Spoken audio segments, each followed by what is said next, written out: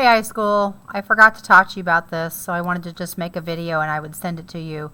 So we had talked about in today's class about how to price and sell your art and how do you market yourself. So I told you I'd talk about it. We got busy. So this is a slide that shows Chloe Miller's art. And Chloe is a former student of mine, and she had posted this in March when she was on spring break, and she still was in college. She graduated in May. But she said, I figured I'd post these here in case somebody doesn't follow me on Instagram. I'm on spring break, so if somebody needs a drawing or a painting done, now is the time. So do you want custom art? And so she has a slide here with all of her art and shows kind of what she can do. So here's a closer up view of some of the slides. You can see here that she's got some paintings, and then here we've got some small sketches, digital pieces, paintings, acrylic. This is acrylic as well. This looks like a pencil drawing. So she's basically marketing herself, and she's putting it on Facebook. And you might look at some of those prices and go, whoa, that's really high. But this is where I wanted to talk to you. So if you said this small sketch, you know, Chloe's going to draw you and it's going to look just like you, and it's $5 for an additional figure. So Chloe must have figured out that maybe it takes her an hour to do a small sketch, and so maybe she's worth $20 an hour. And if Chloe says, I'm going to do a small painting on canvas, it's $120. So if she's doing $20 an hour as her time, and maybe she's got 6 hours in it, which is the $120 figure. That's where it comes from. And a larger painting on canvas, maybe that takes her a lot more time, so she's priced at $300 for just one person, but it's $30 per additional extra figure because each person would take some time. So I have a story for you. And so I'm in college at the time, and I go home to my hometown, and the guy who owns the lumber yard said, would you like to paint a sign on the side of my lumberyard building for me? I would pay you. And I said, okay. And of course, he's in the lumberyard and he has paints there. So he doesn't, need to go out and buy any materials. So that's another thing that Chloe has to think about is materials. So how much paint is she going to use? How much paper is she going to use supply-wise? So you have to charge for those things. But the lumberyard guy, he had the paints because he owned a lumberyard.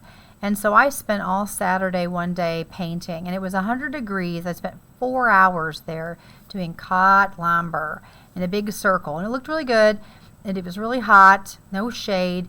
And when I was done, it was 4 hours later, I said, I think I'm done. He came out and looked and said, it looks great. What do I owe you? Well, see, this was my first mistake. I should have said before I started, I charge this much per hour, right? I didn't do that. So I said to him, I don't know, what do you think it's worth?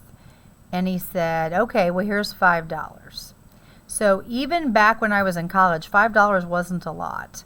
And I don't even think that would have been minimum wage. I think minimum wage would have been about 7 something an hour.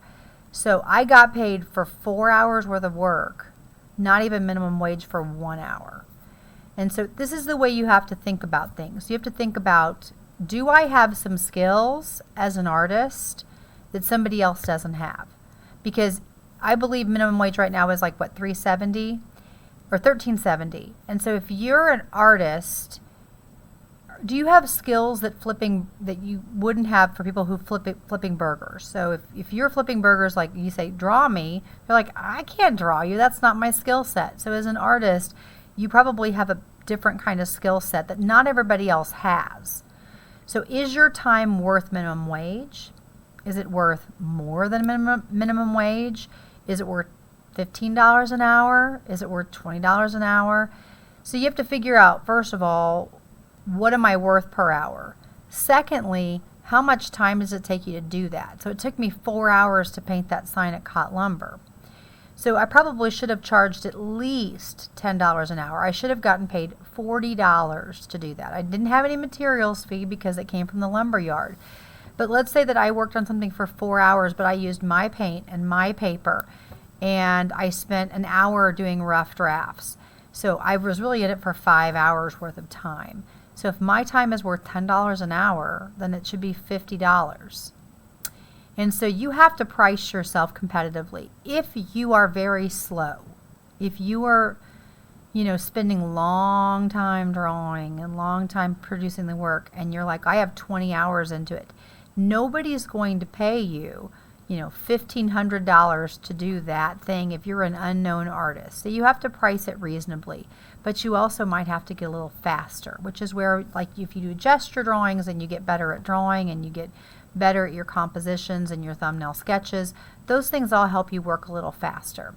So I did just want to touch base with you on that because I like how Chloe was marketing herself on Facebook and Instagram, and I thought it was a really good conversation to have. So I did want to show you that. So if you are going to be an artist, number one bit of advice, know how much you are worth. How much are you going to charge per hour? Number two, how much are you going to use in supplies? Because you're going to use up paints, you're going to use up pencils, Prismacolors are expensive, chalks are expensive. How much are you going to have to invest in your supplies, and how much are you going to use those supplies for that particular project?